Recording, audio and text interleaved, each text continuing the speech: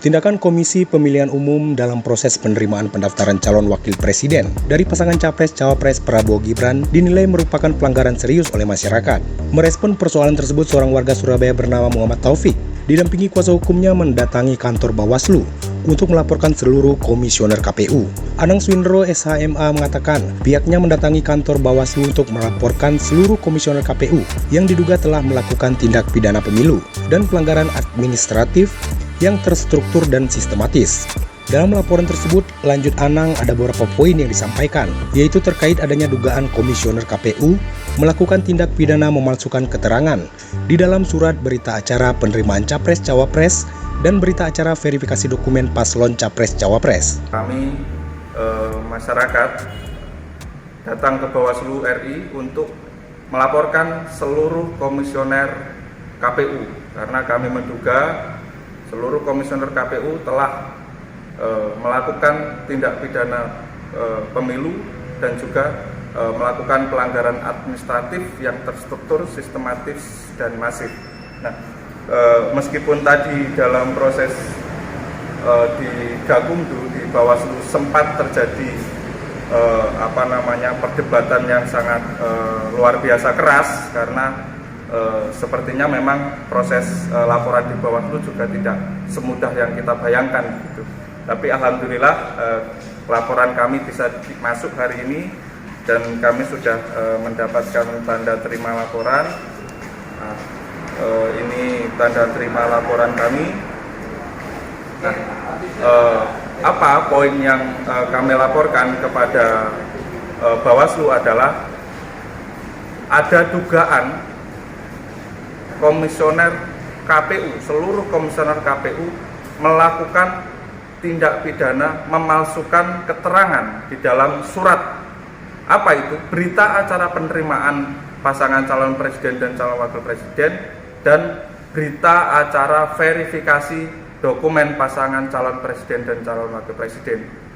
Kenapa saya sampaikan begitu? Karena kami menemukan KPU telah menerbitkan berita acara penerimaan pendaftaran Prabowo Gibran itu pada tanggal 27 Oktober 2023. Sedangkan proses pendaftaran Prabowo Gibran kita ketahui bersama itu adalah tanggal 25 dan itu dalam tahapan pemilu itu pendaftaran terakhir. Nah, maka kami menduga surat tersebut itu keterangannya itu tidak benar. Gitu. Itu yang pertama.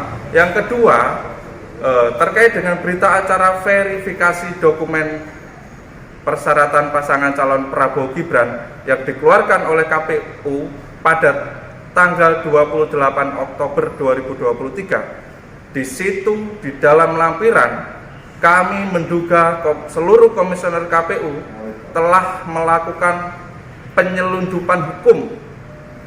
Apa itu? Memasukkan putusan Mahkamah Konstitusi di dalam persyaratan usia calon presiden dan calon wakil presiden. Padahal pada saat itu PKPU masih belum berubah, yaitu PKPU 19 tahun 2023 yang di situ secara tegas mensyaratkan batas usia minimal calon presiden dan calon wakil presiden adalah 40 tahun, tidak ada tambahan yang lain. Nah, maka kami menduga penyelundupan hukum ini juga terjadi. Kemudian selain itu, yang terakhir adalah terkait dengan keterangan yang disampaikan oleh komisioner KPU dalam berita acara verifikasi. Apa itu? Menyatakan dokumen persyaratan Prabowo Gibran, khususnya Gibran, itu dinyatakan memenuhi syarat.